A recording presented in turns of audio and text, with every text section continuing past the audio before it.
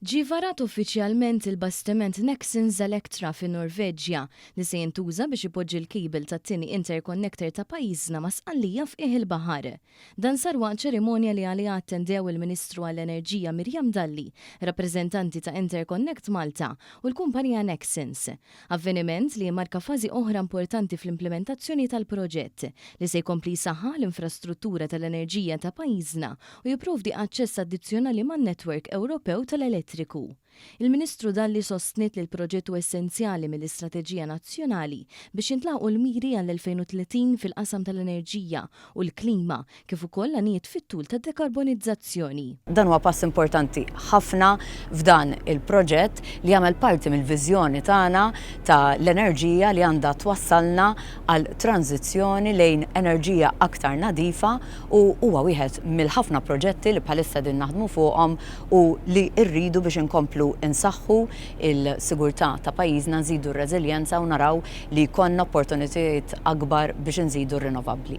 Nexans, il-kumpanija responsabbli mill-manifattura, l-installazzjoni u l-protezzjoni tal-kejbil taħt il-baħar, lestet il-produzzjoni u l-testjar ta' 103 km ta' kejbil li jinkludu madwar 4 km ta' kejbil bħala riserva.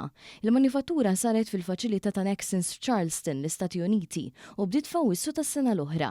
L-attività fil-baħar ta' tqiegħed tal-kejbil mistennija tibda aktar tard din is-sena u wara li għabbil kejbil mill-Amerika, in-Nexans Electra jibda l-vjaġġ lejn Malta għal fażi tal-installazzjoni.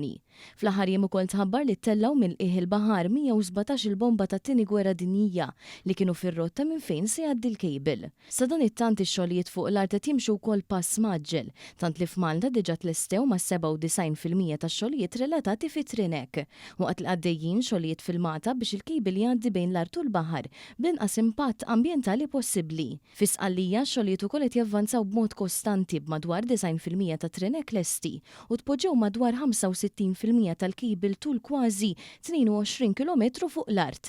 Il-kap eżekuttiv ta' Interconnect Malta, l-Inġinier Ismail D'Amato, spjega kif il-proġett jinkludu wkoll l-installazzjoni ta' turntable apposta f'Dellimara għal ħażna tal-kejbil ta' riserva biex jekk ikun hemm bżonn interventi jew tiswiet fil-futur il-kejbil meħtieġ ikun disponibbli minnu fih.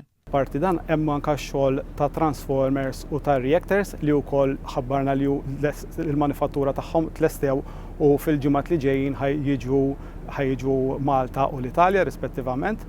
U parti mix-xogħol ta' dan il-kuntratt ma' Nexans ħajkun hemm 4 kilometri ta' kejbil li ħajjiġu maħżunin fuq turntable ġewwa l-power station ta' Dellimara.